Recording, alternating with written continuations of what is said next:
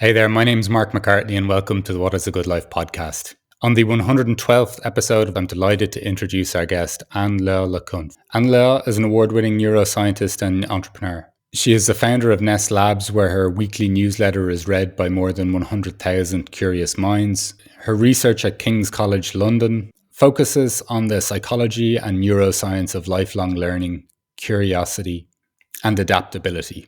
Her book, Tiny Experiments, which is out today, is a transformative guide for living a more experimental life, turning uncertainty into curiosity and carving a path of self-discovery. Her work has been featured in Rolling Stone, Forbes, Financial Times, Wired, and many more. In this wonderful conversation, we explore the themes of curiosity, connection, and the journey from a linear to an experimental life.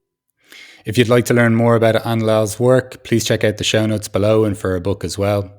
If you'd like to find out about the podcast newsletter or for ways of working with me, please also check out the show notes below.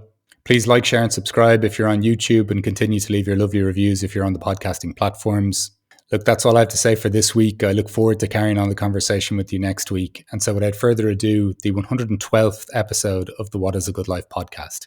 Anne-Laure, thank you so much for joining me today on the What is a Good Life podcast. Since being made aware of your work by a previous guest, looking at your book, your newsletter, and some interviews and presentations, I've been really looking forward to having this conversation today. Thanks so much for having me, Mark. I love the name of your podcast, so I'm excited about the conversation. So, as you have been forewarned, the opening to this conversation is there a question you're exploring as you move through life? Yes, the question I'm exploring at the moment is how can we live more experimental lives?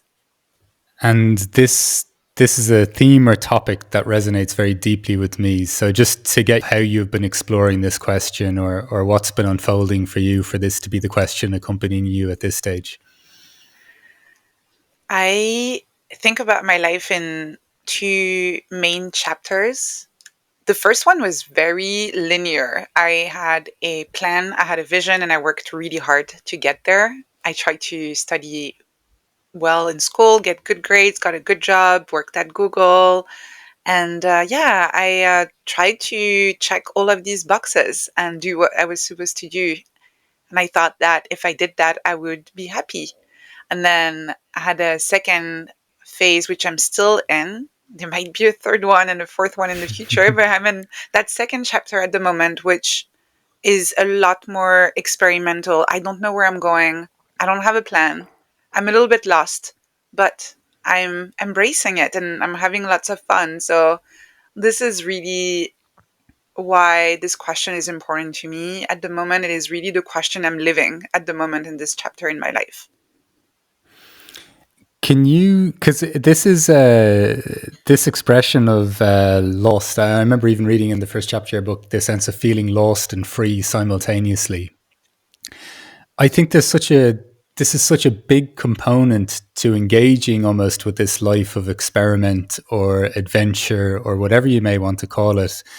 Some capacity, even though we may have projects we're working on, that being lost can still be part of the process, but not being a detriment necessarily to the quality of our existence. Could you describe kind of how that also seems to be accompanied with it, obviously curiosity, but joy as well, or something to that extent when you say that? Yeah, it's really about embracing the fact that uncertainty is an inherent part of life, and we can either resist it or respond to it with fear, or we can embrace it, we can welcome it, we can see it as an opportunity to grow, to explore, to learn more about ourselves, about the world. When you think about it, the fact that the future is so uncertain that we can't predict it, that can actually be quite exciting. That means anything is possible.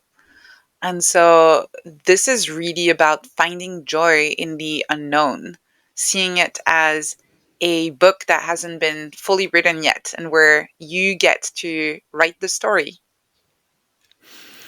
Could you give me a sense of even what your kind of, I don't want to say awakening, but something in that towards, okay, this linear life, I seem to be doing quite well in it, and yet there's something. what you, in your experience, like what do you kind of see as what kickstarted that, or what kind of, what revealed that to you as such? I know a lot of people have those really big life events that really shatter their worldview, and this is what triggers a big change. But for me, it was more of a series of events. And the first one was when I was working at Google and the doctors found a blood clot in my arm, and they asked me when I wanted to schedule the surgery. And the first thing I did was, oh, let me open my calendar to check the projects we're working on with my team, because I wanted to make sure I scheduled that at a time that would not be disruptive for the rest of my team and for those projects we're working on. And I had this moment of realization, just stopping myself and feeling like, what are you doing? In the book, I explained that there's a term for this. It's like a petite existential therapy. This is when you realize that there's something fundamentally wrong with the way you're approaching life at the moment.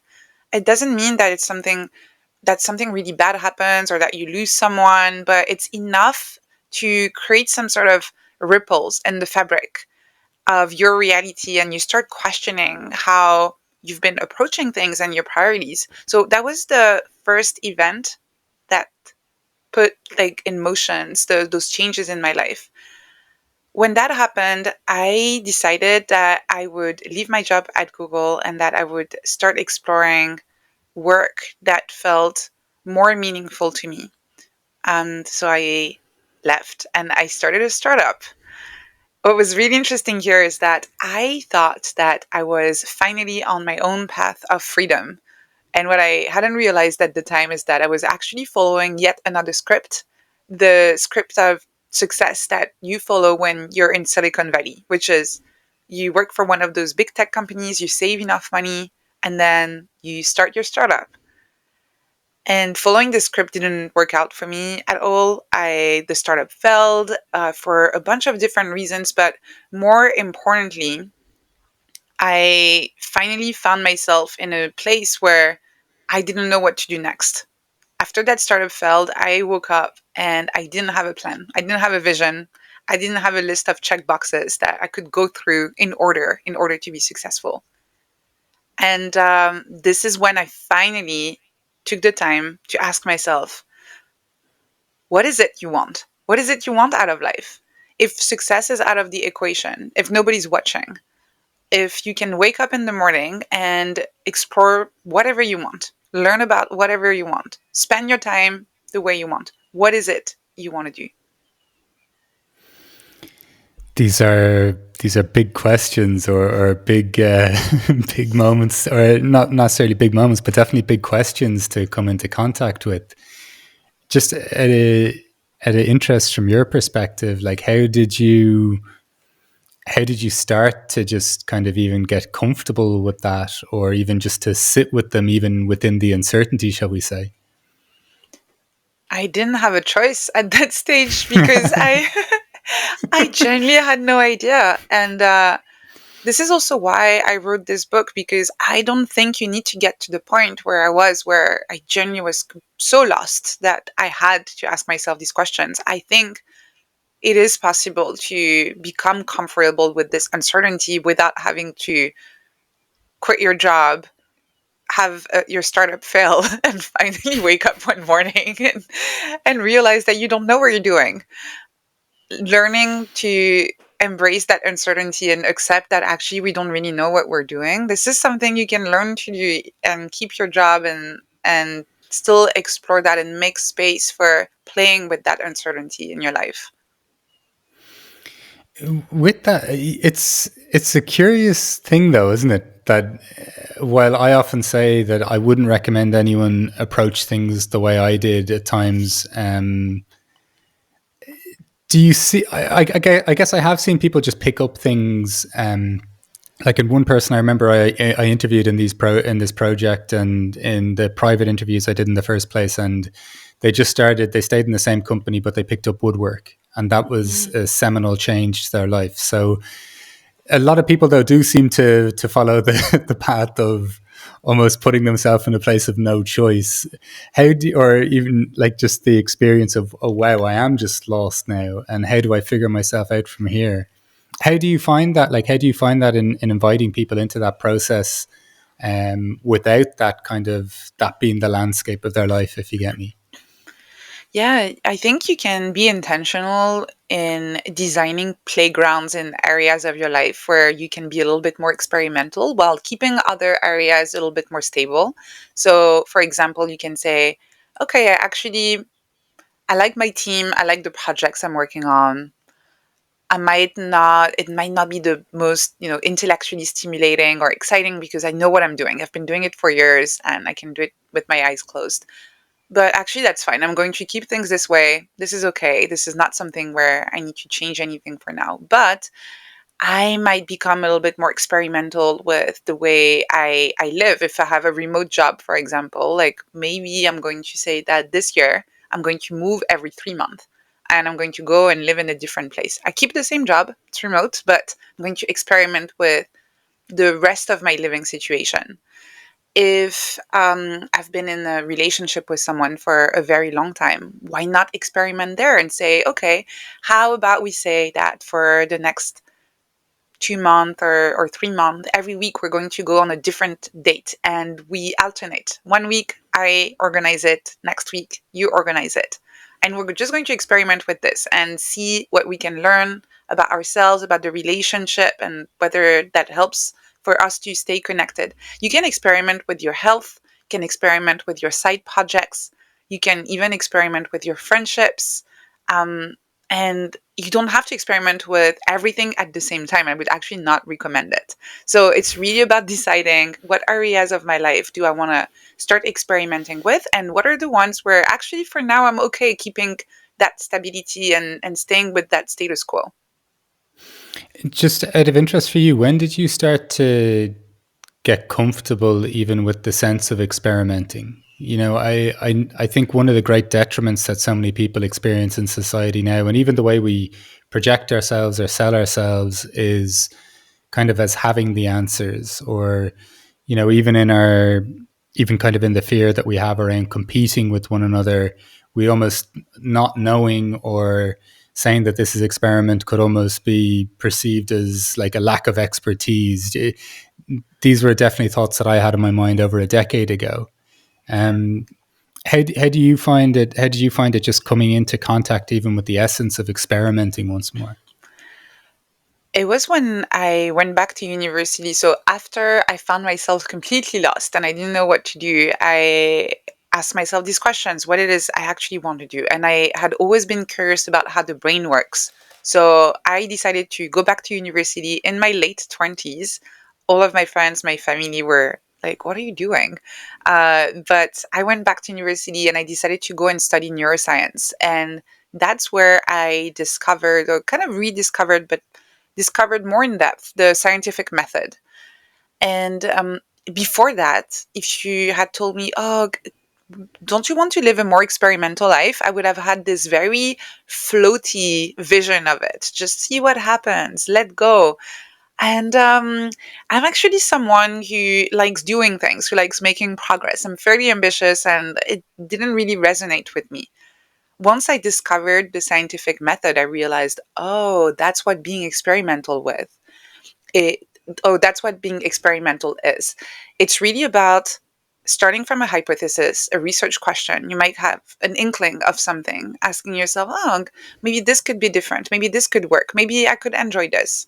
And then you can design an experiment around it, collect that data, evaluate it, and decide whether you want to keep going, whether you want to stop, whether you want to tweak your approach.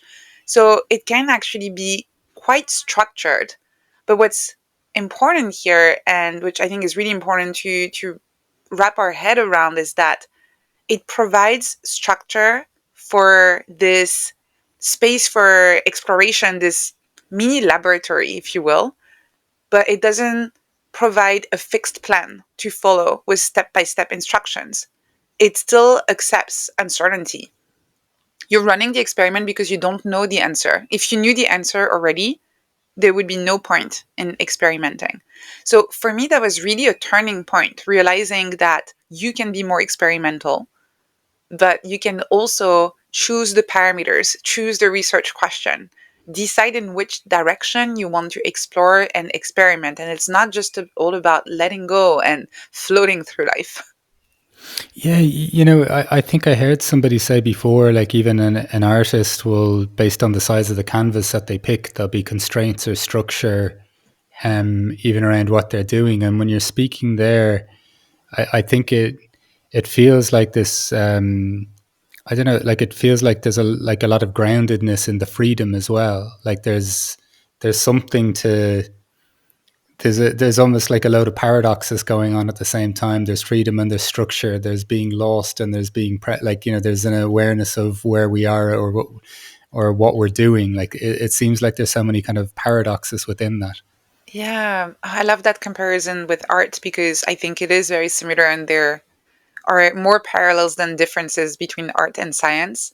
I actually kind of what I picture in my mind when I think about these experiments is almost, when you play a video game and you have those maps and you have to walk around to start revealing where you are, but on the map you still see a dot of where you are in the overall map, but it's just that a lot of areas are still dark because you haven't been there yet, right?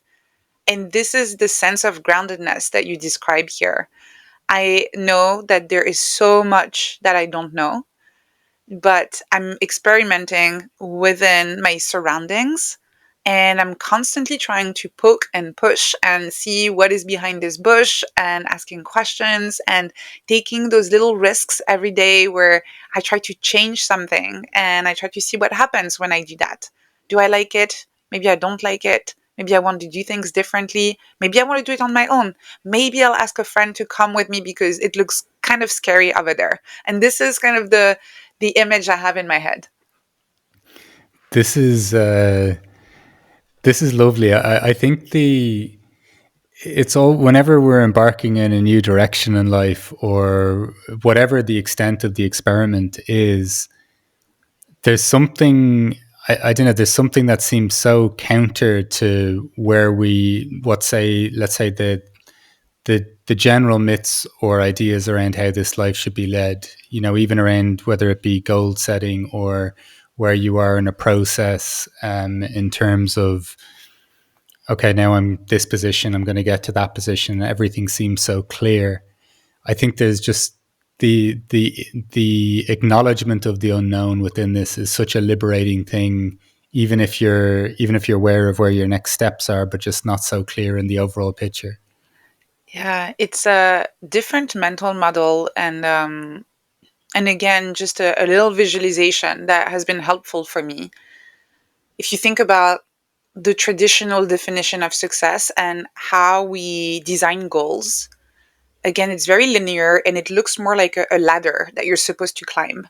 And so you have this ladder, you're here at the bottom, and you want to climb to the top.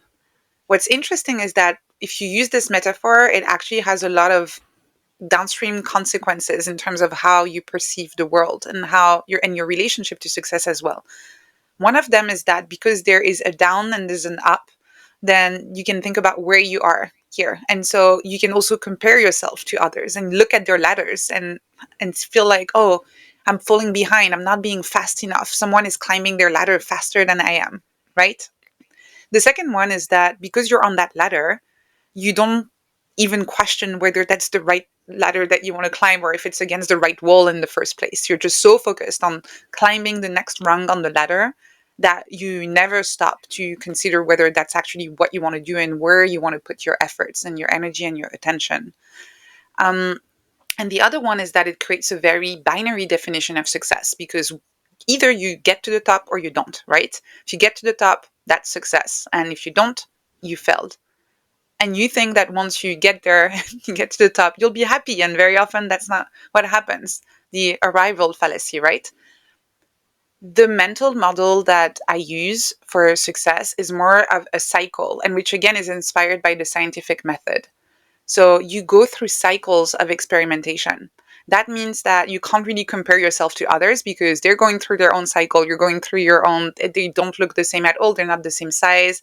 It's not the same things you're experimenting with. So there's no comparison possible here.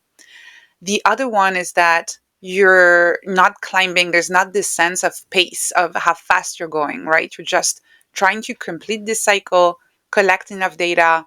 And once you're at the end of the cycle, you look at the data that you collected, you conduct your data analysis, and based on what you find, you decide where insights you're going to incorporate and leverage for your next cycle of experimentation. So there's no bottom, there's no down, there's no up. It's just your own cycles, your own series of cycles of experimentation that you're going through. And when you do this, you grow. It's just that you don't grow in a specific direction and it's not linked to a specific outcome. When you were saying that, I was almost just thinking that it creates almost like a more intimate relationship with our curiosity and growth. Like, it ceases to be about comparison and what everyone else is doing, and it lets us just, I don't know, sit with and be with our curiosities, our experiments, our explorations. And when I think of just life in general, I think there's a lot of, I don't know, there's a lot of intimacy absent, and not, I don't mean just in the intimacy in this with a romantic partner or something like this, but just the that very closely felt experience of it being my life. Like, I'm in contact with my life. This is I think this idea of cycles is a really beautiful. I don't want to say antidote and put this in contrast to something that could work for somebody else, but it's another option or another perspective. Anyhow, Yeah, it also changes the definition of success that you have. You talked about this intimacy, and I think it's so important because with those cycles of experimentation, the only definition of success is learning something new. As long as you completed the cycle and you learned something new, whether about yourself, about your relationships, about the world, that's success. That's it. And so it's not as binary, and it does create this sense of discovery, really. Every time you complete a cycle, you feel like, oh, okay, I still don't know where I'm going, but I know a little bit more now. and I think this is really interesting in even a person becoming more comfortable in themselves, or a little bit more whole, or a sense of even belonging in life. Like, I think you even mentioned in your book not noticing. You've got this linear ladder, all your focuses is so clear to the point then that it's hard to notice something that's outside of that track or that lane that you're pursuing. When I think of intimacy, I always think of just noticing. Like, do you notice the subtle things, whether that's within ourselves in relation to others or just within our lives? So this perspective of what did I notice or what did I learn, and that just being inherently part of the process, that seems like I don't know, it's like a very, like, it's, I'm not saying it's a very subtle shift, but it's not, it seems like a process that's not so forceful or effortful. It's more engaged first. I'm not saying there won't be ambition, there won't be energy, there won't be movement within this, but just that the switching mechanism in terms of our focus or attention seems to be quite an innate one or a curious one. Yeah, oh, it's beautiful. I really love the way you're putting it because it is absolutely part of this mindset shift where you're exploring your current environment, which also means being more in the present, noticing how different factors might affect you, noticing the experiences, noticing the signals also, where when you have this linear approach focused on the outcome, you're so focused on that outcome that you might also only pay attention to external metrics of success. Whereas when you have this more cyclical approach where you are in this cycle of experimentation in this playground, you'll also pay more attention to the internal signals of what the experience feels like. And I think this is really important because you see a lot of people who are quite successful on the outside.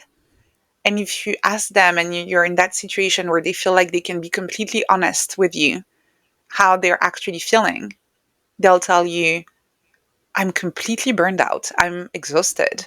I wake up every morning and I feel like a zombie and I go through all of these tasks. And yes, I'm very productive. My boss is actually super happy with the work that I'm doing. But truly, I don't feel alive. Yeah. And somehow that's something they'll tell you if you ask them the question, but they don't really pay attention to the signals. And those are generally very smart people. But they've managed to shut all of that down because they're so focused on climbing that ladder that they can ignore all of those internal signals that are so important if you want to live a life that actually feels alive. This is, the mention of adventure, both just in this conversation, but also in the book. I think, in a lot of the ideas we have around mental health and mindful practices, and once again, it doesn't have to be about ripping up your whole life script.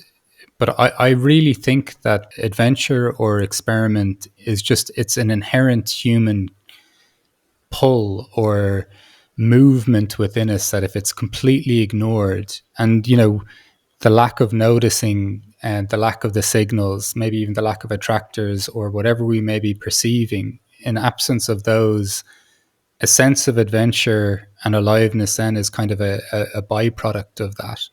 When you think of just the quality, even just I'm really curious, even from your perspective, the quality of life that comes from opening ourselves up more to, whether it's tiny experiments, whether it's bigger adventures, what do you see in that sense in terms of just the quality of our lives?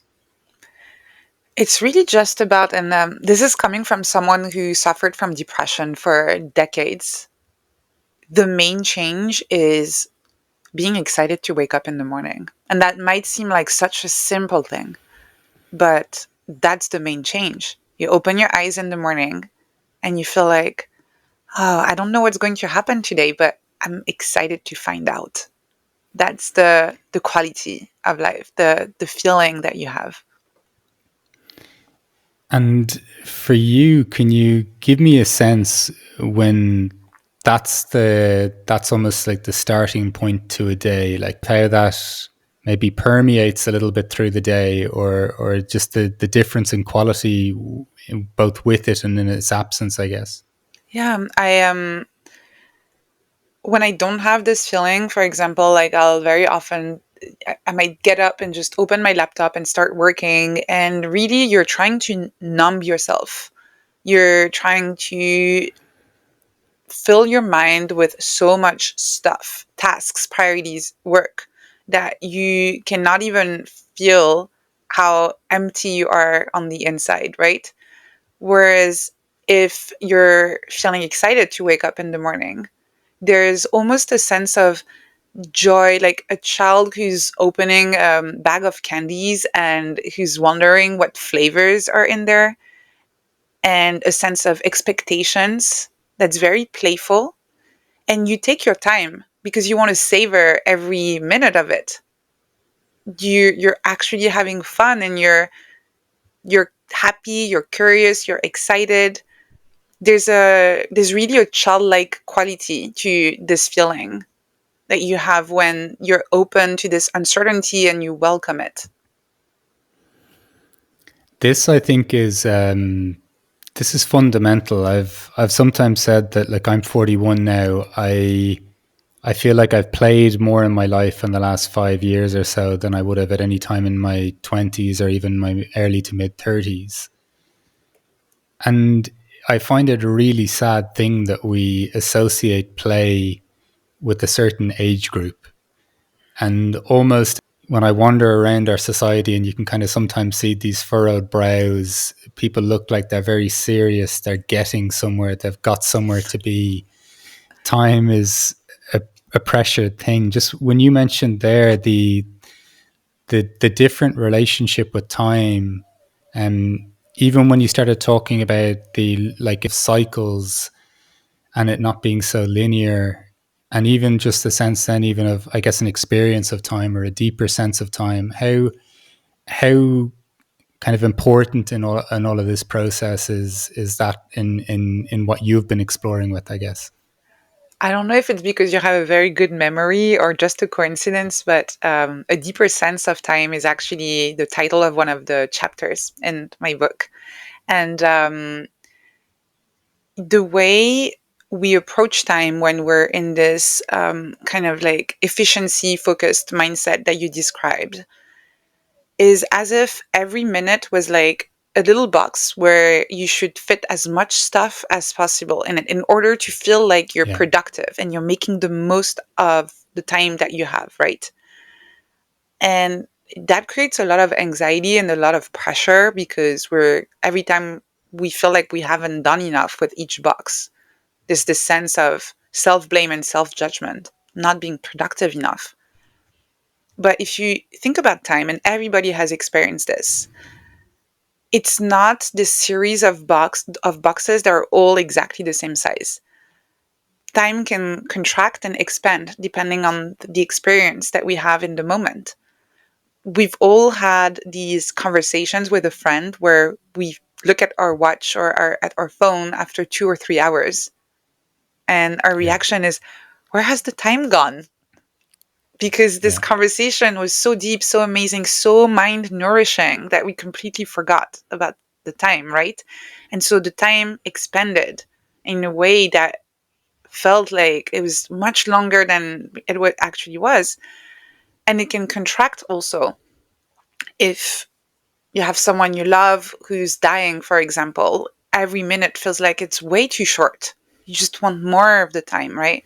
So it's just not true and aligned with our human experience to treat every minute as if it was exactly the same.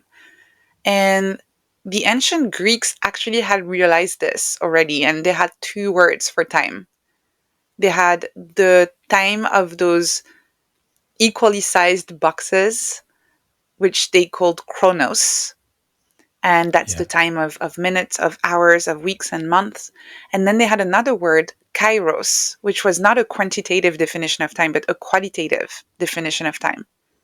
And Kairos is very hard to translate in English because we don't have this word, but it means the opportune moment. It means the quality of time. It means like mm, a special instant, something that has a special quality to it. And I feel like we've lost touch with this definition of time in our modern lives. And we would all benefit from trying to connect a little bit better with this Kairos aspect of time rather than just being overly focused on Chronos.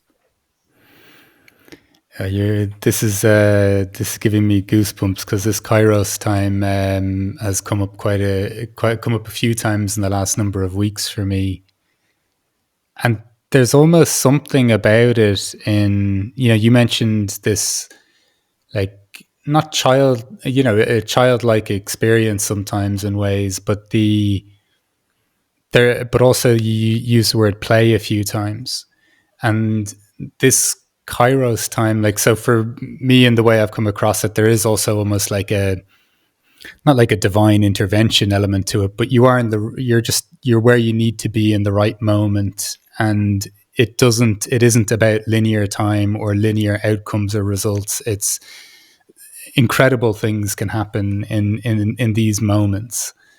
And yeah, I really agree with you because there's so much that we're focusing on time and what I'm putting in, what I'm getting out. And it's always this linear, I don't want to overuse the word linear, but it is this really a linear expectation of inputs and outputs and therefore certainties. Like, I'm going to get this back out. But even in the process of the cycles of life, it just seems like such a more open relationship with life, with time itself, in just in almost just it almost revitalizes me, if you know what I mean, of just that it's not just about,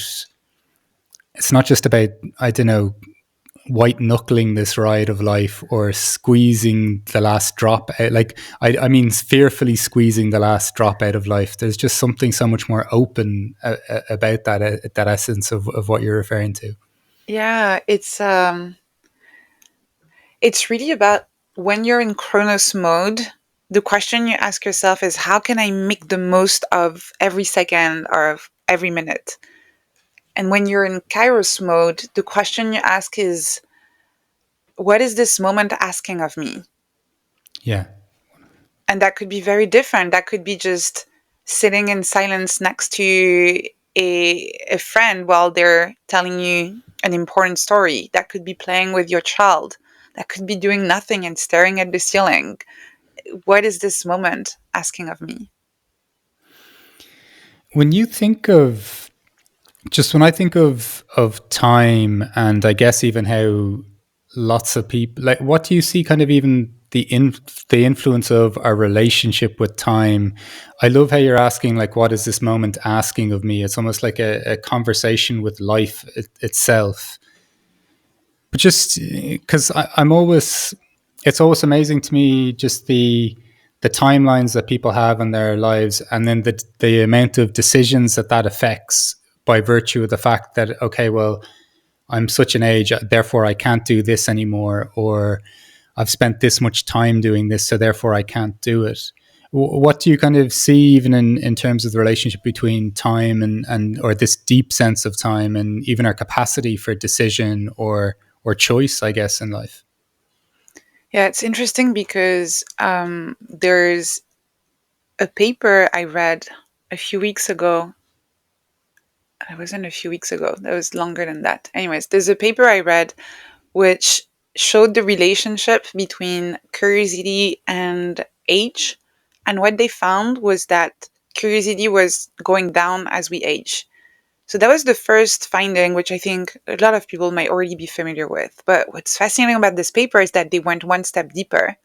And what they found is that actually it was not correlated strictly just with age, but it was modulated by the perception of time left that people had. Hmm. And so, two people who had the same age, if one of them felt like they would live for a little bit longer than the other person, their level of curiosity would be higher, which is very interesting, which really shows that it has nothing to do really with how old you are, but it's because you feel like you have very little time left. You need to be Right. as productive as possible with that little time that you have left. And curiosity almost feels like a waste of time. You're exploring, you don't know where you're going to find. It's not very efficient. You want to be productive. But in a way, you're depriving yourself in those last few decades of your life of what makes life interesting. So it's quite paradoxical and not that logical when you think about it. You say, oh, I'm getting older. I should probably stop exploring and learning new things. There's no point, right? You should, Yeah, yeah. if you were logical, you should feel like, oh, I only have maybe 10 or 15 years left. Might as well explore as much as possible with that little time that I have left.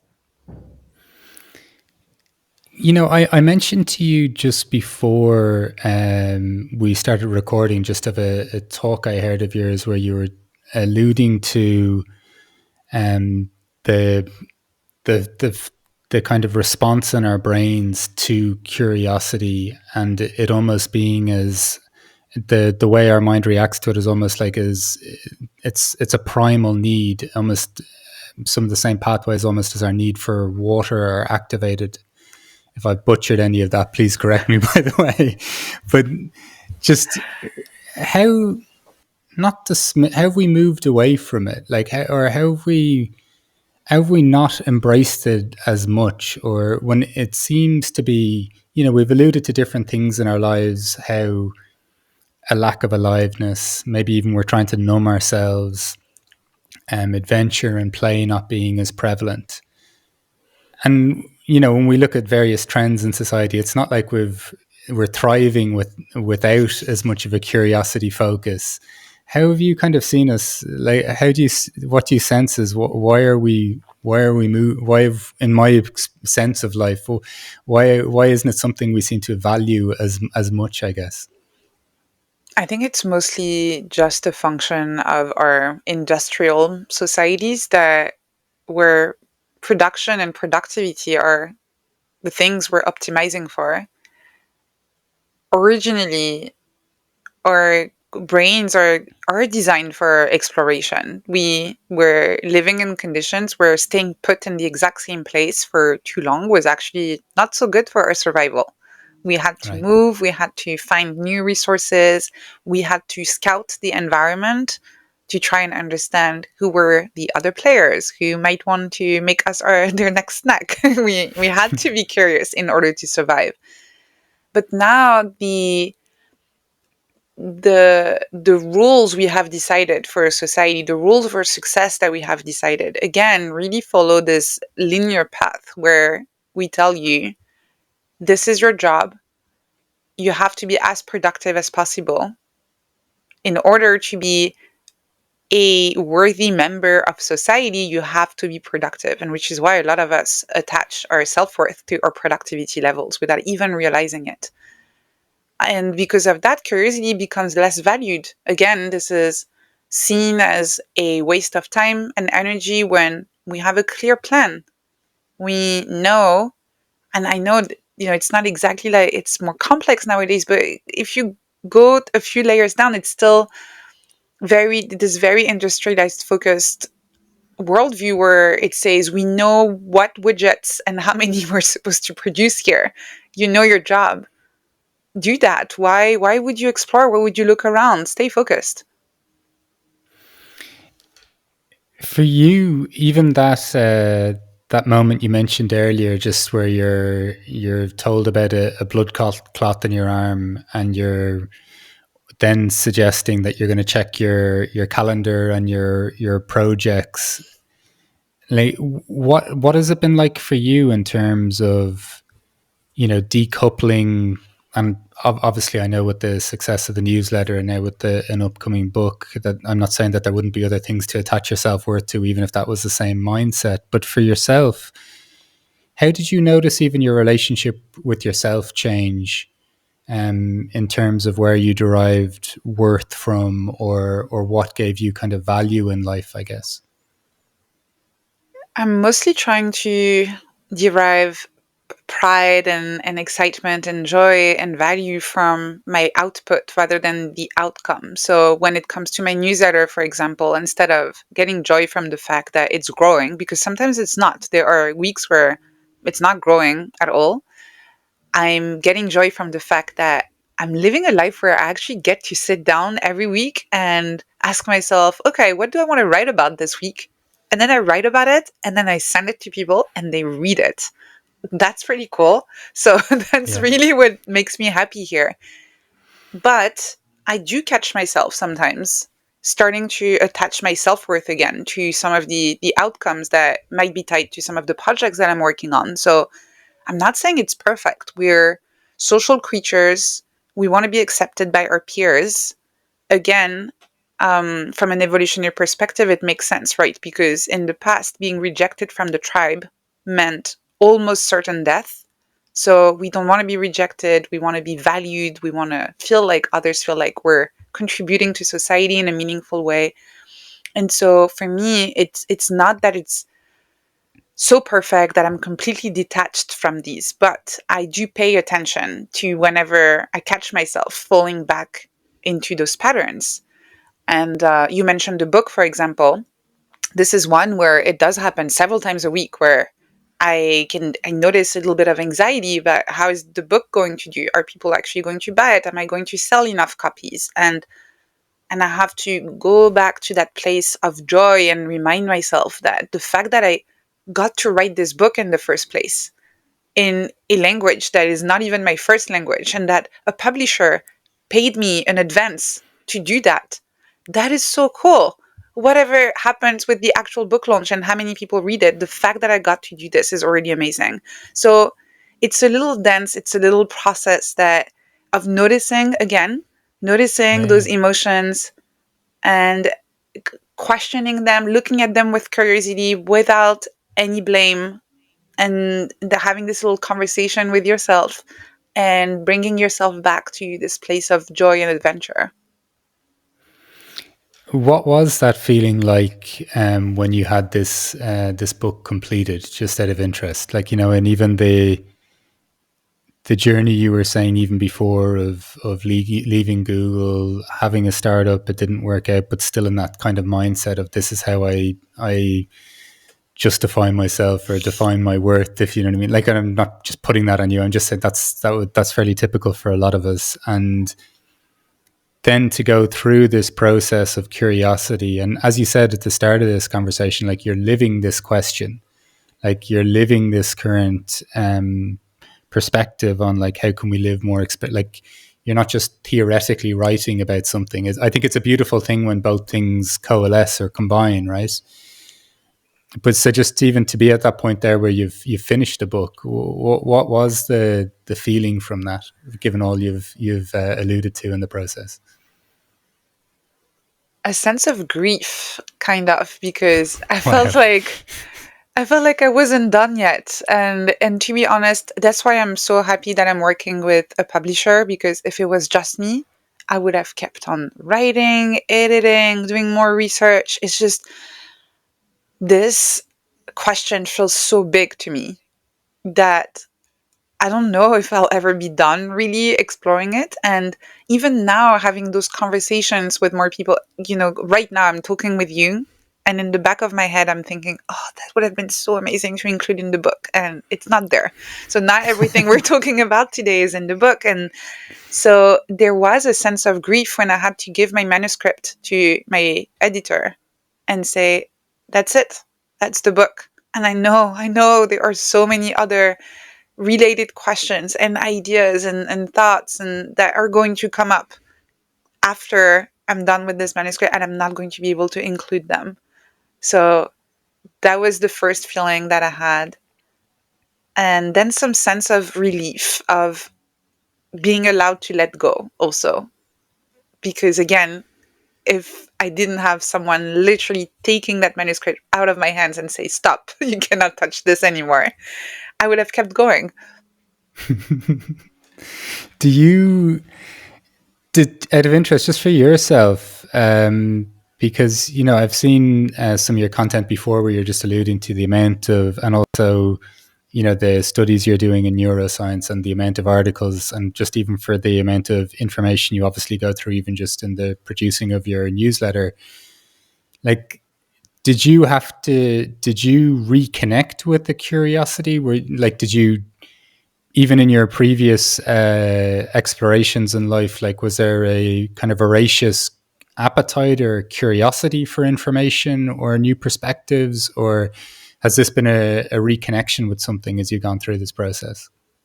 Yeah, it's definitely been a reconnection process. As a kid, I read a lot. I actually didn't like talking to people that much, and I liked books better. And I was already writing a lot. I was spending way too much time on the internet. I was managing a community for young writers online. So as a teenager, there were so many opportunities for me to just explore different ideas and to be curious in a way that was not necessarily supposed to be productive, just to be curious, right?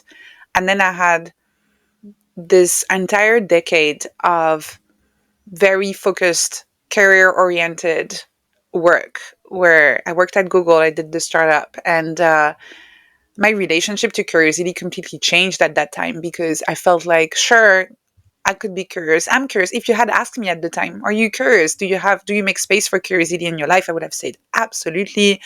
I read books. I'm subscribed to these newsletters. I have an RSS feed with all of these things. But if you looked at the topics, they were all somehow connected to the work I was doing at Google, and they were all supposed to contribute to helping me being Right. better at my job and performing better, right? So it's only after I found myself in that new space of experimentation that I reconnected with this ability to just explore for the sake of exploring without any goal or outcome that I was chasing. That's a It's kind of a beautiful observation, isn't it? Like, in there can be curiosity, but if it is tied to a specific outcome or a goal, how that can almost like tighten our lens or reduce the space around something. It almost limits where the curiosity can go even before it begins. It's almost like starting an experiment while looking for a particular result, and the experiment almost to prove the result in ways. Exactly. Oh, that's a really good comparison, actually. For you, just in all the research you've done, and I'm always in awe of people that can can research as voraciously as this. I just have exploratory conversations. That's all I've got. um, but for you, like, is there something in particular that just kind of really not disturbed your worldview, but kind of really surprised you in the sense of, wow, I really did not see life this way before, or I really did not see, let's say, the relationship between the quality of life and curiosity, or whatever it is, like whether it's processes, outcomes, productivity, whatever, in whatever area it may have been, that just kind of took you aback. To me, it was how this entire process of really reconnecting with my curiosity and becoming more experimental also helped me reconnect with my emotions. I had always been someone who was very, in my head, I would say. And I'm a cognitive neuroscientist. I study how the brain works. And I always have had, probably at a subconscious level, but this perspective that thoughts were superior to emotions, and that being able to control your emotions and to look at things in a rational and logical way was actually better. And that was part of what made us human, our ability to, our enlarged prefrontal cortex, and the fact that we were able to think, and metacognition, and all of that, right? And so that was really surprising to me, how once I decided to default to curiosity for everything in my life, which meant also anytime I felt something uncomfortable, an emotion that maybe in the past I would have tried to suppress, ignore, or think my way through. Once I started being curious about everything, that meant also becoming curious about my own emotions. And I ended up learning a lot about myself. It felt like opening this door and discovering this entire world inside me that I had no idea was there. So that was very surprising. Wow, and just even hearing that, I kind of feel my heart soften or something like that. There's something really, I don't know. There's something really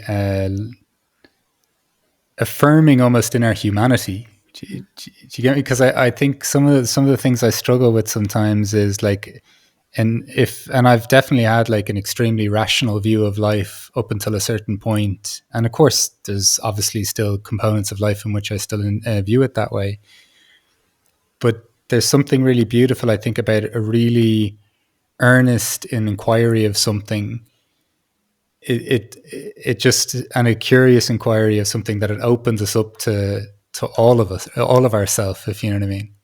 Yes. And I really just love it, even just the fact that it's even an inquiry led through someone from a perspective of neuroscience, and it comes back to emotions and the felt experience of life.